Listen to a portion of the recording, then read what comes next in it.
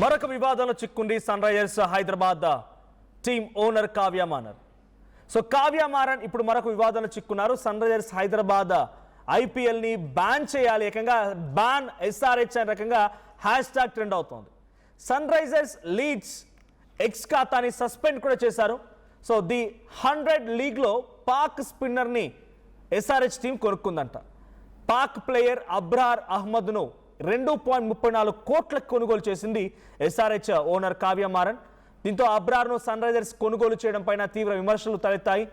ఇక boycott sun Risers Leeds పేరుతో భారీగా ట్వీట్స్ పేరుతో సన్ రైజర్స్ లీడ్స్ అకౌంట్ను రిపోర్ట్ చేయడంతో అకౌంట్ని తొలగించారు. ఎస్ఆర్హెచ్ లీడ్స్ అకౌంట్ ఓపెన్ చేస్తే అకౌంట్ సస్పెండెడ్ అని వస్తోంది. ఇక X suspended accounts that violate the X rules అని చెప్పి కనబడుతుంది. చూడండి, X suspends accounts that violates the rules. ఇది సన్ రైజర్స్ రీల్స్ అనేటువంటి ట్విట్టర్ ఖాతా క్లోజ్ అవడం పైన.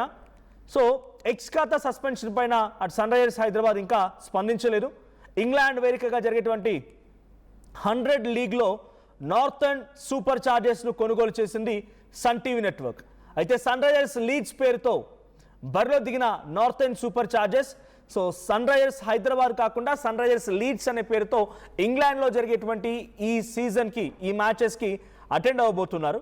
సో దీంతో ఇప్పుడు ఏ Sunrisers Hyderabad team owners అయితే అక్కడ మళ్ళీ 100 లీగ్లో ఆడబోతున్నారో అక్కడ పాకిస్తాన్ ప్లేయర్ అబ్రార్ని కొనుగోలు చేయడం పైన పాకిస్తాన్ని కొనుగోలు చేసి మీరు అక్కడ ఆట ఆడతారా అని చెప్పి ప్రేక్షకులంతా ఆగ్రహంతో ఇప్పుడు ఆ టీంని సస్పెండ్ చేయాలి, బ్యాన్ చేయాలని చెప్పి అంత ఆగ్రహానికి గురవుతున్నారు.